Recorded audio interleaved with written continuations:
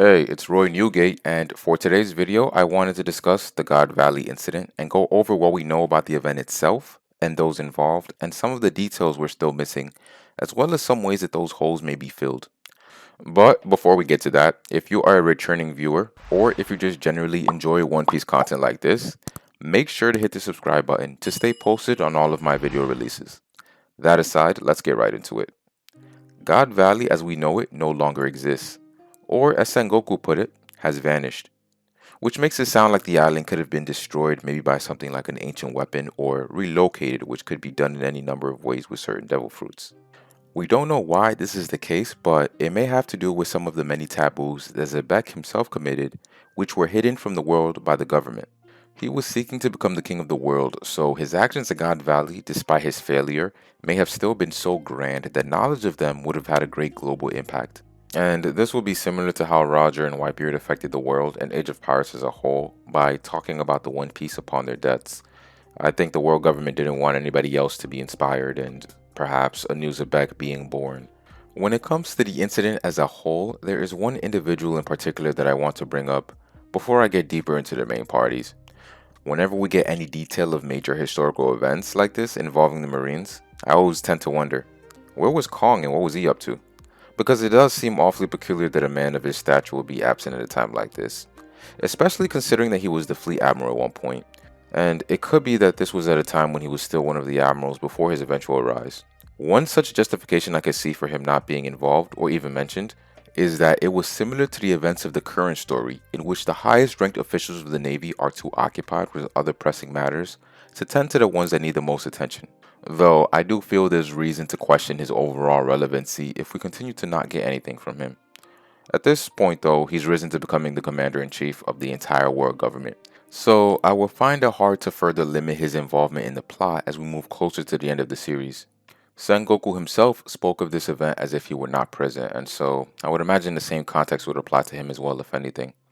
Now, the one notable Marine that was confirmed there was Garp, and as we all know, he has had great disdain for the Celestial Dragons, and yet he still fought against the Rocks Pirates to protect them and their slaves. It makes me wonder though, is it the same sense of hatred that eventually inspired Dragon to build an army to take them down?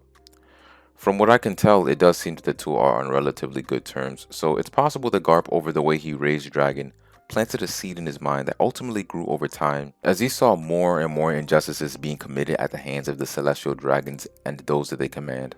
Like in Marineford when he struggled with coming to terms that Ace was set to be executed.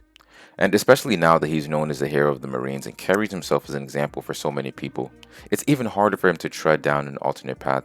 So maybe his deepest desires somehow live on in his son and his goals.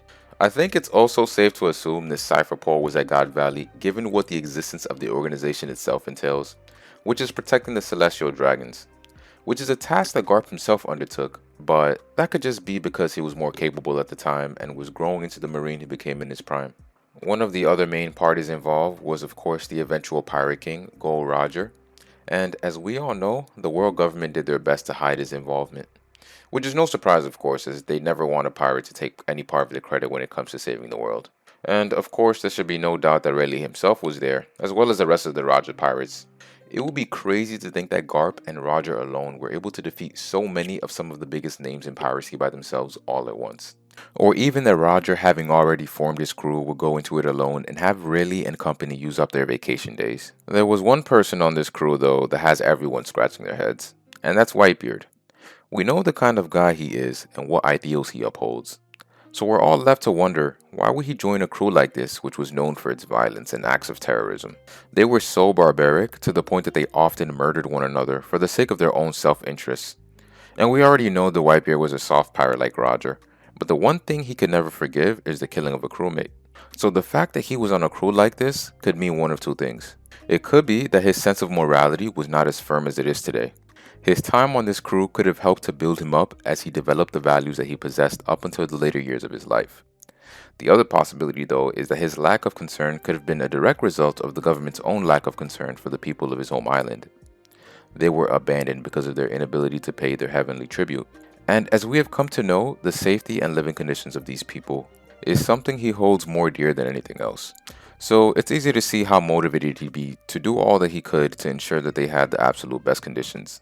He must have harbored ill will against the celestial dragons and the world government himself, as they lived like gods while his own people suffered as if there was nothing that could be done for them.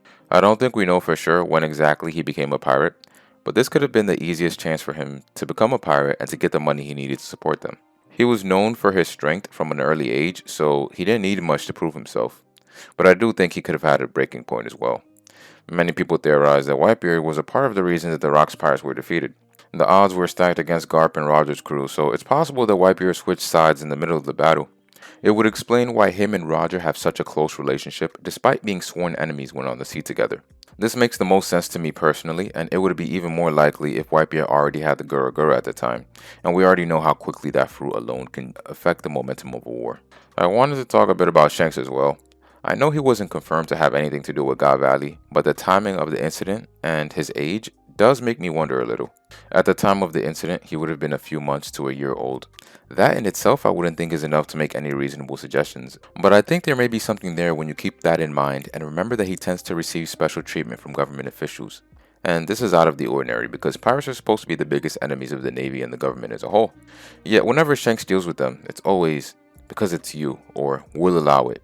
When he met with the Gorosei, the first thought that popped into people's minds was that he was evil and being set up to be an end-of-series antagonist or had ulterior motives of some kind that none of us could see coming. Though, given his place in the story so far and what he's done, I think that's entirely far-fetched. If anything, it could be similar to Doflamingo. So this apparent preferential treatment may stem from the relationships he has, may it be blood relations or other types of associations. Maybe in God Valley he was the son of a celestial dragon and was abandoned as the battle broke out, but was eventually saved. It could even be that he was the son of Zebek. When Whitebeard told him that his scar aches every time he looks at his face, he may have been talking about him. We don't have any direct confirmation on who inflicted the scar on Whitebeard, but I think at this point the two most likely candidates are Roger and Zebek. It could be Roger because that was his captain, or Zebek because that may potentially be his father. We don't have any information on who his parents are or how he ended up on Roger's ship, so this may help explain things a little. But while we are on the topic of pirate apprentices, there is also Kaido. He was an apprentice on the Rocks Pirates, and I think he could have had an especially close relationship with Zebek himself. The fact that Zebek appeared in the silhouette makes me think that he developed a great deal of respect for him because of his strength. Kaido himself is known to attract people because of his monstrous power himself, so Zebek may have seen some promise in him as a pirate and a fighter. In chapter 999, Big Mom mentioned that she was the one who gave Kaido his devil fruit, and the way she worded it makes it sound like the fruit was obtained as a direct result of Zebek's death. So I think it may have belonged to him right before Kaido ate it, because I don't think Big Mom just happened to have it on her and planned on giving it away at the moment. There's still the question on why Kaido was the one to receive it and why not one of her children. It was obvious she couldn't take it herself because she was already a devil fruit user at the time and had been for many years, but she definitely had a multitude of other options. So maybe it has something to do with the sort of relationship they built while being crewmates. We can tell they were pretty close with the way she refers to him as a little brother. Now, when it comes to Big Mom herself, as I mentioned earlier, we know she already had a devil fruit, and we know her current crew consists of her entire family, a few of which were already born by the time she was a member of the Rocks crew. So then, where were her kids at the time that she was a member? It could be the case where she already had her own crew, with members like Streusen, and they assimilated into the Rocks crew, which would be similar to how the Flying Six are members of the Beast Pirates, while still retaining their own individual crew. Though Big Mom's motivations for joining this crew are in question, because we already knew her goals. Beyond just her though, the Rocks crew consisted of many conquerors, so it makes sense why they never got along. But still, it's hard to figure out why they aligned with each other to begin with. And they weren't even just a simple alliance that was supposed to have a temporary team-up. They were a full pirate crew. And there were even people like Shiki who had a similar goal to Zebek in that he wanted to conquer the entire world and didn't want to stop at Pirate King. It was to the point that he asked Roger to be his right-hand man in this endeavor. He knew how powerful Roger was, but he didn't seek a partnership or anything. He wanted to be top gun no matter what. And I don't think these sort of ambitions just sprouted overnight. But at the same time, it's hard to find the reason that these various members sought to work under Zebek for however long the crew lasted. Now, going back to the island of God Valley itself, I've seen theories that Onigashima itself may be God Valley. And this in part stems from the similar naming scheme. Onigashima means Den of Demons, and that can be seen as an inverse of God Valley. When Marco first arrived on the island, he implied that the name of the island was not always Onigashima. So this adds a little bit of weight to the idea. And of course, we've recently seen Kaido himself lift the island by way of his devil fruit in order to move it, so I think this opens the door up even further. It's been an entire 38 years since the incident, so a lot could have happened since then, and it may even explain how Kaido ended up in Wano. That's all I have for you guys though, but tell me what you think. Also, don't forget to comment and like the video as well.